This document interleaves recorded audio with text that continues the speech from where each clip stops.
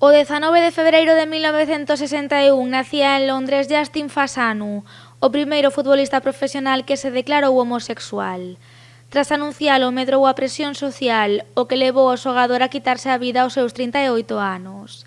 A súa historia deu a volta ao mundo e dende entón o 19 de febreiro é o Día Internacional contra a LGTBI-fobia no deporte.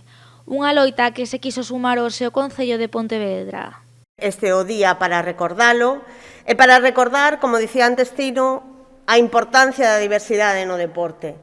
Para conmemorar este día, 10 clubs da cidade uníronse para realizar este vídeo, un spot co que se pretende dar visibilidade á diversidade no deporte.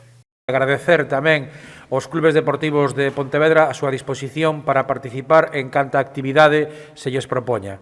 E iso é un valor que temos en Pontevedra que excede do que é o valor deportivo dos clubes e que creo que hai que poñer tamén en valor, porque significa que están implicados non só en fomentar a actividade física, sino en fomentar todas estas cuestións dentro dunha sociedade que son tan importantes como o respeto pola diversidade. Eu tamén penso que a realización deste vídeo é moi importante, non só para reflectir a importancia e a presenza que teñen as mulleres no deporte, senón todos e cada un dos membros que forman parte do colectivo LGTBI.